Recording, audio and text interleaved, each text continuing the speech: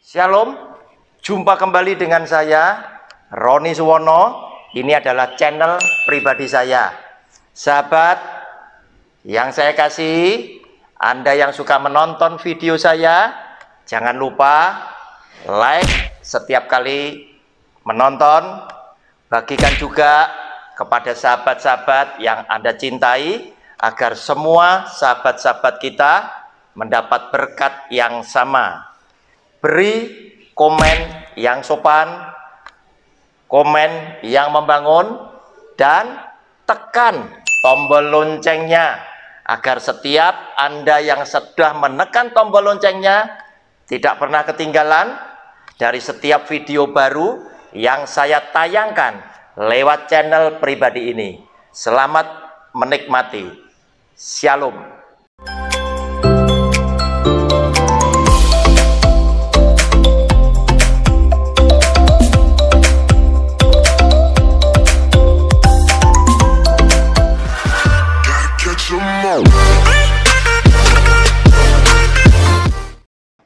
Shalom, jumpa kembali dengan channel pribadi saya lewat program Sabar Selidiki Alkitab bersama Roni Suwono. Saudara, memasuki video yang ketiga dari seri pelajaran keselamatan hak istimewa Tuhan Yesus, bukan hak manusia. Judul kecil yang hari ini kita akan cermati adalah iblis setan merusak rancangan Tuhan.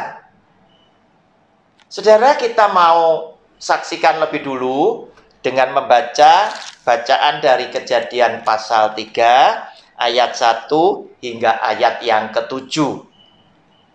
Demikian bunyi firman-Nya. Adapun ular ialah yang paling cerdik dari segala binatang di darat yang dijadikan oleh Tuhan Allah. Ular itu berkata kepada perempuan itu, tentulah Allah berfirman, semua pohon dalam taman ini jangan kamu makan buahnya, bukan? Lalu saut perempuan itu kepada ular itu, buah pohon-pohonan dalam taman ini boleh kami makan. Tetapi tentang buah pohon yang ada di tengah-tengah taman, Allah berfirman, jangan kamu makan ataupun raba buah itu, nanti kamu mati. Tetapi ular itu berkata kepada perempuan itu, sekali-kali kamu tidak akan mati.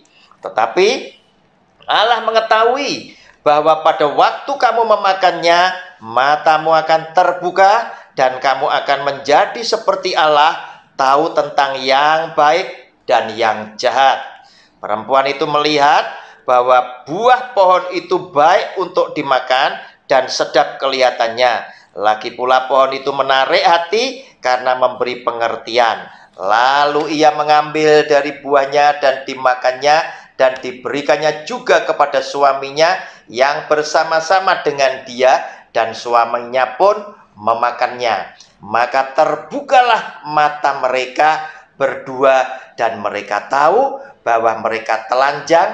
Lalu mereka menyemat daun pohon ara dan membuat cawat. Saudara, iblis setan merusak rancangan Tuhan lewat apa? Lewat merusak hubungan harmonis Tuhan dengan Adam dan Hawa. Saudara, hati-hati di dalam hidup kita di dunia yang sudah tercemar akibat dosa yang diperbuat oleh Adam dan Hawa, akibat ulah dari si iblis, ular setan tadi, merusak hubungan baik Tuhan dan manusia. Dunia ini akan menjadi dunia yang bisa saja membuat anak-anak Tuhan yang baik itu pun bisa tergelincir di dalam dosa, dan bahkan bisa terseret hingga dia bisa menjadi anak-anak iblis. Kenapa? Karena pengaruh lingkungan begitu dominan di dalam kehidupan kita.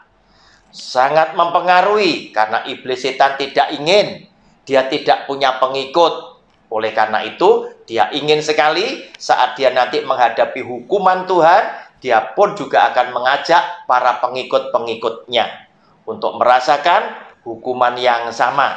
Saudara, apa yang terjadi lewat bacaan kita tadi? Ternyata iblis setan itu datang kepada Hawa. Nah, saudara, lihat. Dia datang tidak kepada Adam. Dia datang kepada istrinya. Kenapa? Karena biasanya istri ini yang bisa mempengaruhi keputusan suami. Dan istri seringkali, para perempuan, lebih cenderung dia tidak memikir, mengambil tindakan dengan berpikir dengan akal sehatnya. Tetapi para perempuan biasanya lebih melakukan tindakan itu dia mengambil keputusan lewat perasaannya yang lebih dominan. Oleh karena itu, iblis setan tahu siapa di antara Adam dan Hawa yang lemah, yang bisa dipengaruhi lebih dulu, sehingga keduanya bisa terjerat oleh tipu muslihat iblis. Nah, saudara, sengaja ular tua ini datang kepada Hawa untuk mengadakan dialog. Saudara, lihat apa yang disampaikan oleh si ular setan ini tadi. Dia sengaja membuka dialog dengan bertanya kepada Hawa sebagai istrinya. Dia bertanya dengan memutarbalikkan ayat firman Tuhan yang disampaikan oleh Tuhan kepada Adam dan Hawa. Dia berkata begini, tentulah Allah berfirman, semua pohon dalam taman ini jangan kamu makan buahnya, bukan? Nah, saudara, pernyataan Tuhan sengaja dibalik. Sehingga kalau orang tidak cermat, orang akan berpikir, loh, ini firman Tuhan loh. Tetapi firman Tuhan itu asli atau sudah diputar balikkan? Hati-hati, saudara. Lewat apa yang diputar balikkan, ternyata di zaman kita hidup saat ini pun ada nasihat yang ada di Galatia pasal 1 ayat ke-6. Ternyata ada Injil yang diputar balikkan. Nah, hati-hati. Berarti yang suka memutar balikkan adalah anak-anak iblis tentunya, karena dia mencontoh bagaimana iblis menipu Adam dan Hawa. Berarti mereka adalah antek-antek daripada iblis itu sendiri. Karena apa yang dia lakukan, dia mencontoh bapaknya, yaitu iblis sebagai bapak pendusta sejak semula. Saudara, apa yang terjadi? Sesungguhnya Hawa sudah tahu loh. Dia berkata begini, lalu saut perempuan itu kepada ular itu, buah pohon-pohonan dalam taman ini boleh kami makan. Sepertinya Hawa berkata, Tuhan tidak ngomong seperti itu. Tapi Tuhan malah berkata, semua ini boleh tak makan. Tetapi tentang buah pohon yang ada di tengah-tengah taman, Allah berfirman, jangan kamu makan ataupun raba buah itu, nanti kamu mati. Tuhan izinkan semua boleh tak nikmati. Cuma satu yang Tuhan larang, saya dan suami itu menjamah atau memakannya. Karena pada saat kami meraba, kami memakannya, pastilah kami mati. Nah, saudara, sesungguhnya Hawa sudah tahu bahwa apa yang dikatakan iblis si ular tadi adalah penyesatan. Oleh karena itu, dia mengulang pernyataan Tuhan yang dia terima dan dia pahami dan dia mengerti. Enggak, Tuhan tidak ngomong begitu. Tuhan ngomong semua boleh dimakan. Cuma yang satu di tengah-tengah taman itu jangan diraba, jangan dimakan. Saudara, iblis ular yang licik tetap tidak akan menyerah sebelum dia bisa mempengaruhi Anda dan saya sebagai anak-anak Tuhan. Oleh karena itu, nasihat saya sebagai anak-anak Tuhan, tetap berharap bersandar kepada pertolongan Tuhan lewat Roh Kudusnya. Tetap senang mempelajari, membaca dan merenungkan firman Tuhan yang ada di dalam Alkitab. Jangan cuma suka mendengar khotbah seseorang, tetapi setiap khotbah dari siapapun pembicaranya, termasuk saya, silakan dicocokkan dengan Alkitab lebih dulu supaya Anda yakin apa yang Anda dengar itu sesuai dengan firman Tuhan. Jika tidak, berarti bukan dari Tuhan. Salah-salah adalah Injil yang diputar balikkan.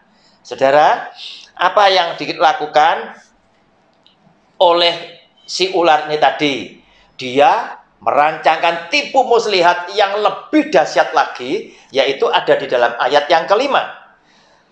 Tetapi Allah mengetahui bahwa pada waktu kamu, ayat 4 dulu. Tetapi ular itu berkata kepada perempuan itu, sekali-kali kamu tidak akan mati. Walaupun kamu meraba, kamu makan, kamu tidak akan mati. Tetapi Allah mengetahui bahwa pada waktu kamu memakannya, matamu akan terbuka dan kamu akan menjadi seperti Allah, tahu tentang yang baik dan yang jahat. Saudara, ini yang disampaikan oleh iblis untuk mempengaruhi perasaan dan pikiran Hawa sebagai seorang perempuan. Sehingga Hawa ketika mendengar hal seperti itu, Hawa berkesimpulan, ini ternyata yang menjadikan Tuhan tidak boleh kami menjamah, kami meraba atau kami memakannya, karena kami akan memiliki mata yang terbuka yang bisa membedakan mana yang baik dan mana yang jahat. Bahkan di situ dikatakan kamu akan menjadi seperti Allah.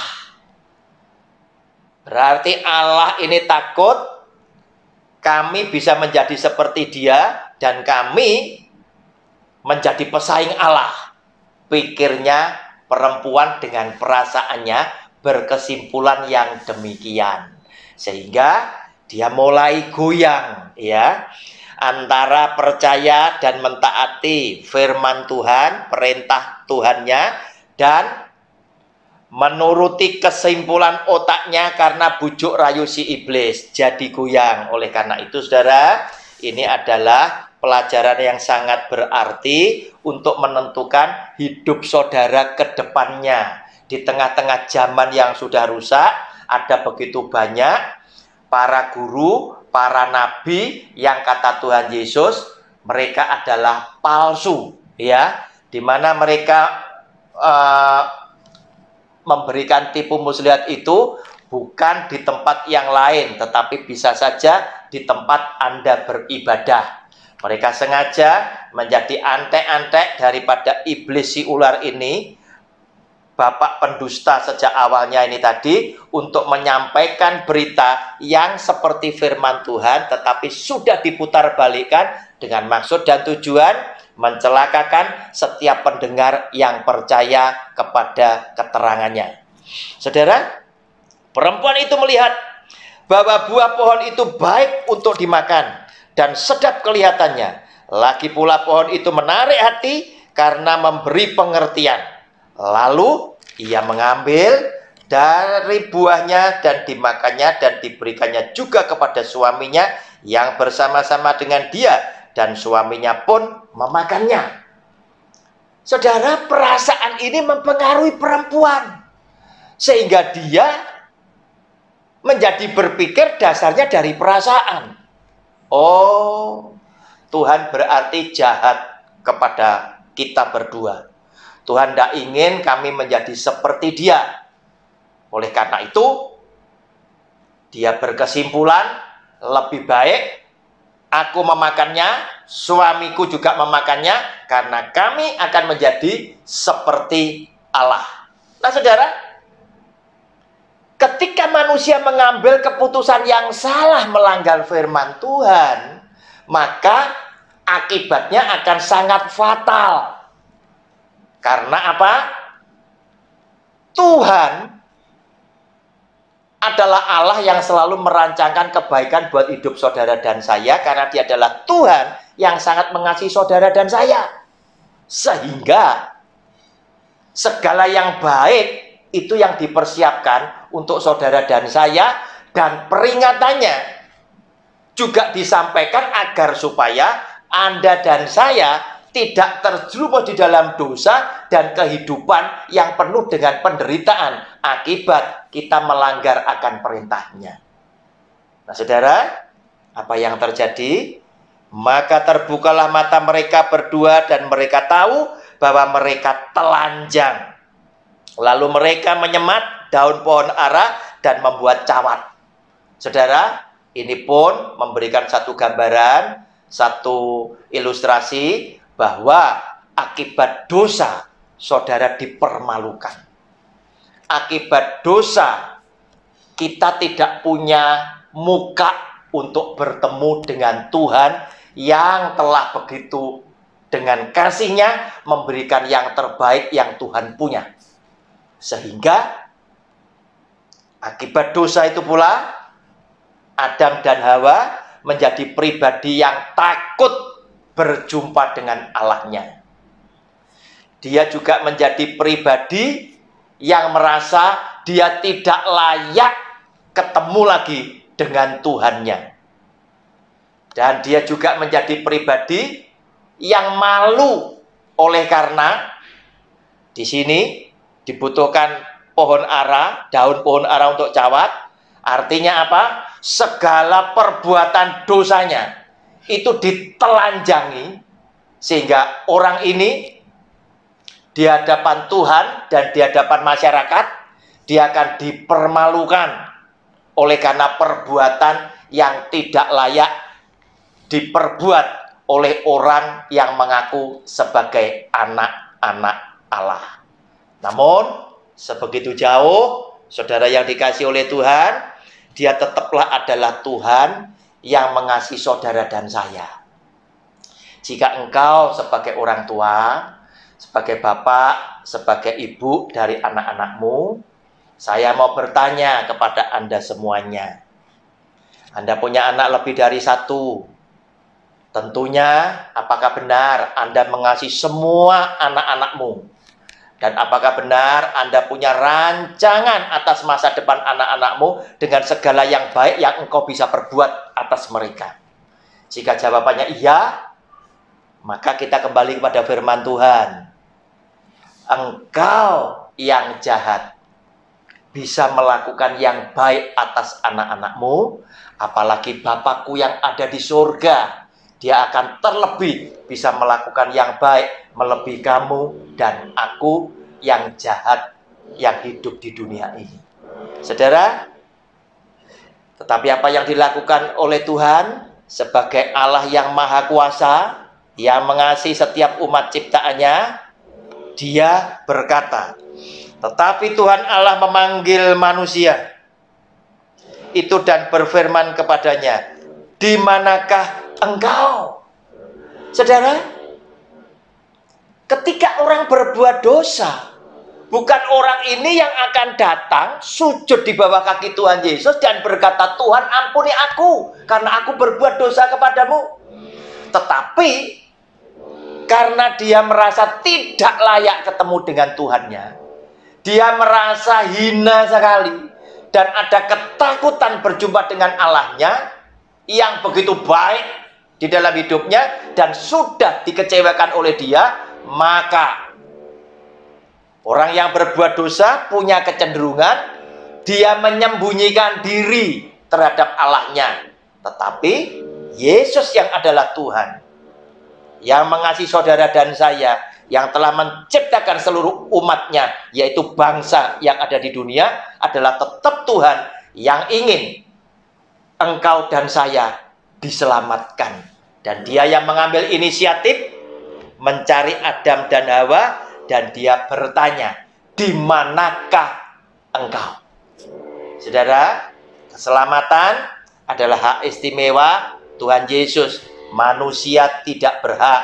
Dan kita melihat hari ini bagaimana Dia tetap adalah Bapa dan Tuhan yang ingin saudara dan saya diselamatkan. Shalom, Tuhan Yesus memberkati. Amin.